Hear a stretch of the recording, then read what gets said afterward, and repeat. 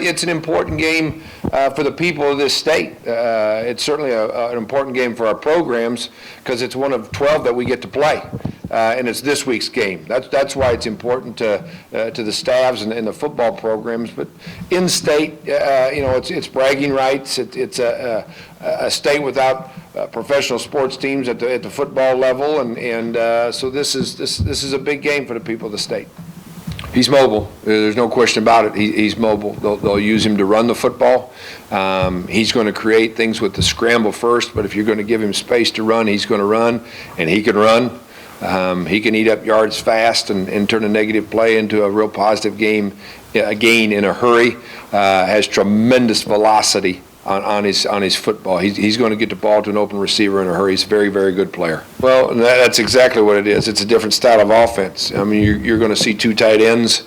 You're going to see two backs. You're going to see downhill football. You're going to see power football. You're not going to survive in a three-man front against that kind of offense. So you'll see both varieties on Saturday, and the three-man stuff you'll see matched up as we deem necessary, whether it be down and distance or personnel situations, and the same would be true for the four-man front.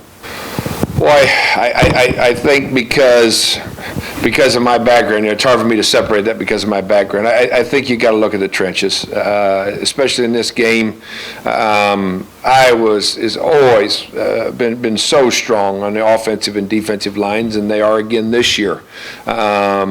We looked improved on our defensive front, still building with that offensive front. So yeah, I think I'm keeping my eyes close to the line of scrimmage. Like hot campus, that kind of. Well, I don't think it just ends there. I mean, I think that's a good matchup. I mean, Jake certainly has to be motivated because Ott's one of the best in the country, absolute best in the country, and Jake's going to have his hands full. So, yeah, I mean that's one if you want to put the spyglass on two guys, but I think it's got to be a bigger vision. It's got to go all the way across. Know the guys that are back, certainly, and they are a very, very solid secondary. I think the corners are really good. I think the safeties are the same. They do a very good job of coaching them, very sound with what they do defensively. The reason I say I start on the line is because I'm a ball coach, and that's where games are won and lost. If I was looking somewhere else, it would be that matchup of secondary and wide receivers on that particular side of the ball. Speed, he hit a couple holes hard and fast and picked up a lot of yardage before defenders were able to get to him. They've got a great 1-2 punch, if you will, in the backfield, and it'll be a formidable run offense that will be matched up against. Full strength to be able to support that knee and plan on it and drive on it, and especially at the offensive line. You know, you're out in space, you're a skill guy, and you're not dealing with as much force against you. It's just your running speed. It's a different deal. But when you're having to push against another 300-pounder, we want to make sure he's at that kind of strength. How close did he play Saturday? He's close.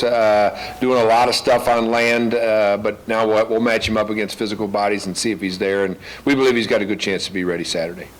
I think it speaks to the fact that in a game like this, doesn't matter where you're at. You're focused on what's happening down there between the white lines. Let me just give some perspective to it that you can apply to this game. Carson Epps, a true freshman on our roster. My wife and I were eating lunch with him yesterday, and I asked him about the crowd and the opportunity to play in the first game, and he said it was different than I thought. He said, I could hear Coach Tommy Mangino on the sideline. I could hear Sam. He said, I was so focused on what my responsibilities were that I really didn't get affected by the outside noise. And I think in a game of this magnitude, the focus is that high that probably some of that crowd can get lost in its effect as players remain intent on what they have to accomplish.